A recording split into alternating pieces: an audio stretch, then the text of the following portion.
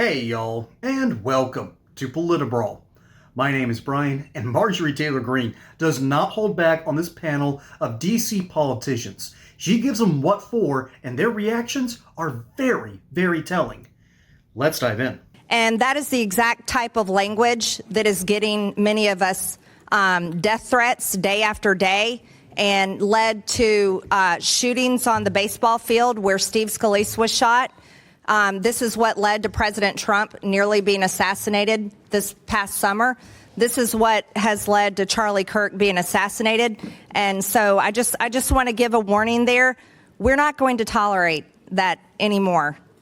You know, something else we're not going to tolerate is crime. On August 11th, President Trump announced major steps to address the out-of-control crime in the district. Thank God. Because this is my 5th year in Congress, and living in D.C. and working here has been a nightmare.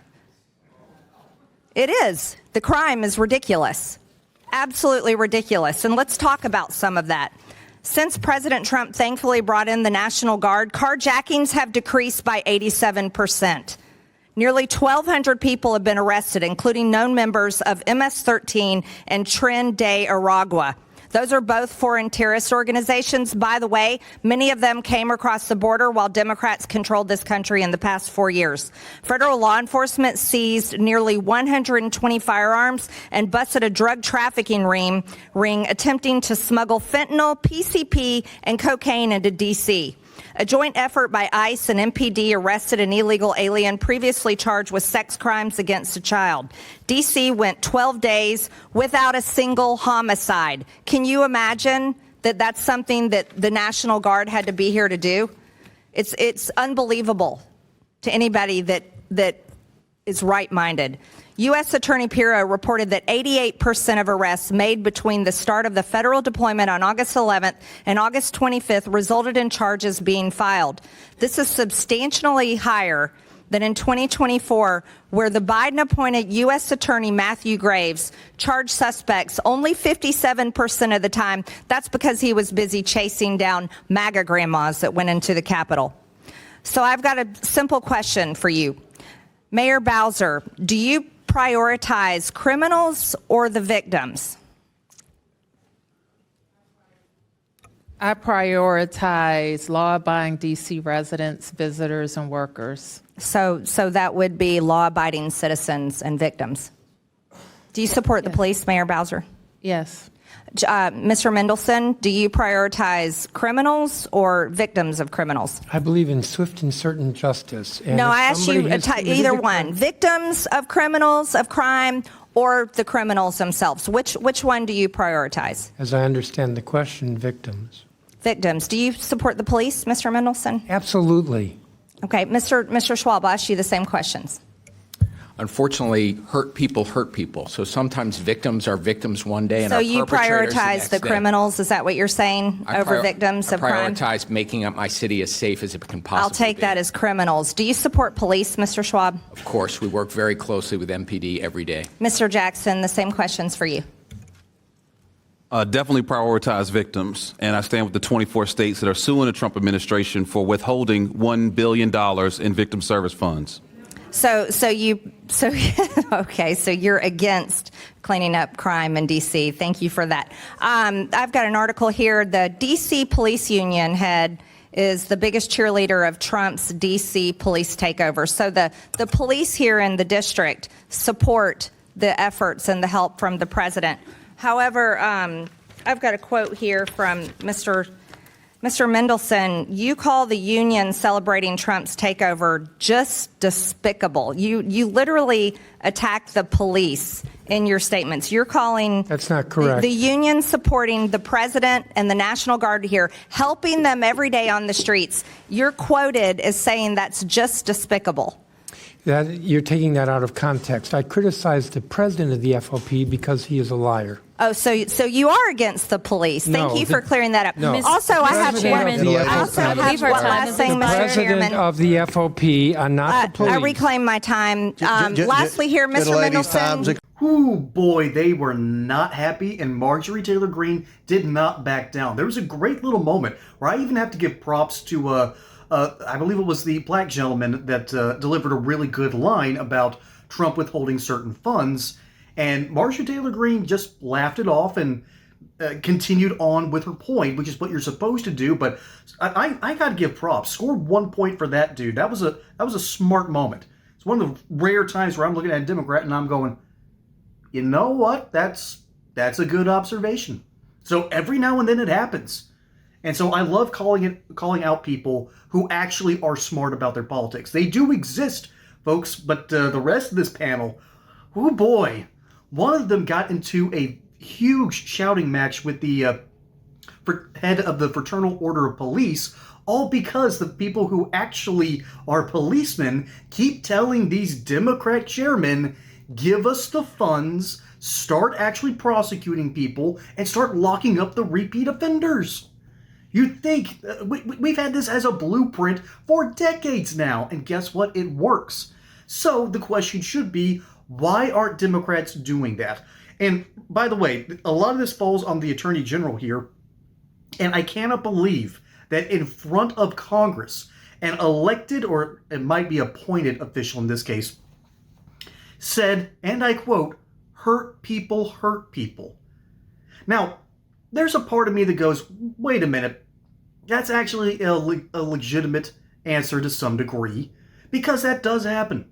People who have been hurt over and over and over again, they're less likely to forgive and more likely to lash out.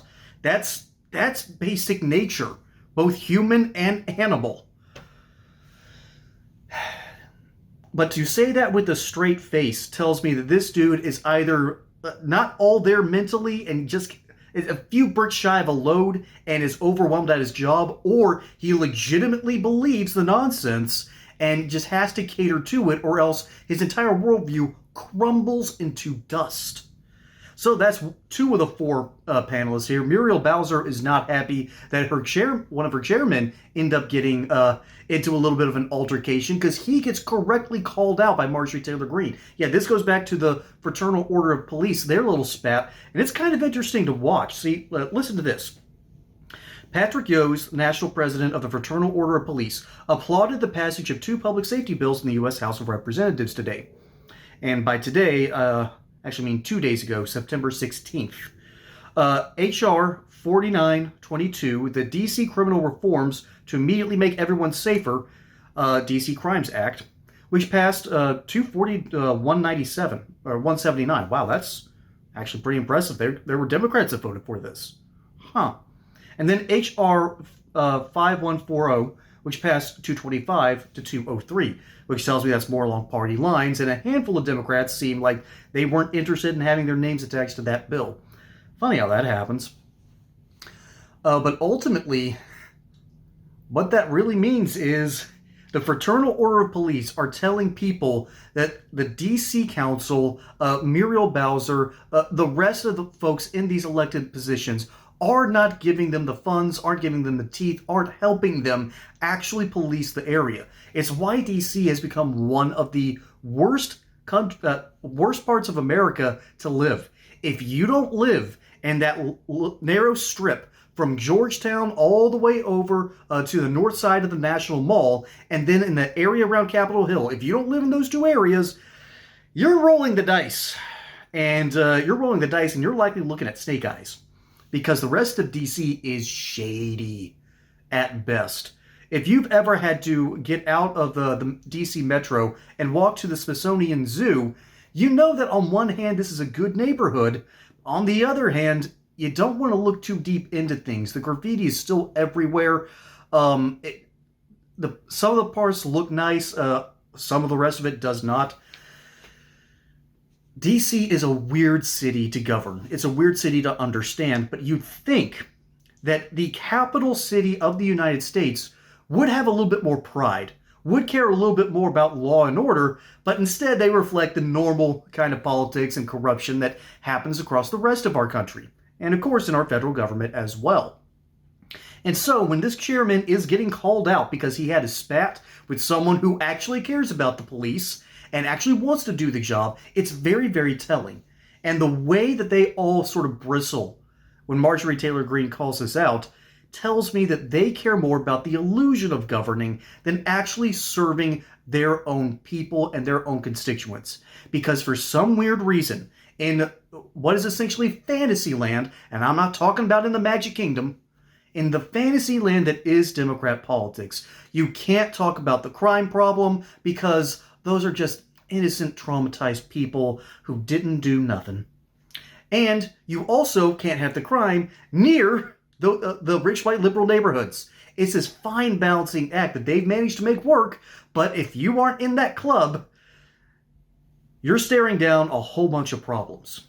That is simply unfair to their own constituents. That's unfair to the people who are forced to live in these poverty-stricken areas because the crime is so bad they can't afford to get ahead or else it will be robbed and taken from them. That is the ugly truth that is living in D.C. And it continues to vote for Democrats who want to do nothing except for the moment that Donald Trump says, you know what, I'm going to bring the National Guard to D.C., hang around there for about 30 days, and let's just see what happens. Crime fell off like a rock in water. And it was a wonderful thing to see. So maybe, just maybe, people are starting to realize that the Democrats aren't just soft on crime, they are terrible at delivering for their own constituents, and Republicans might be doing a better job in general. People remember stuff like this, particularly when you live in tough neighborhoods. But let me know what you think down in the comments below. My name is Brian. Hope you enjoyed that segment here on Politibrawl. Don't forget to like and subscribe. Catch you on the next one. Until then, y'all have a good one.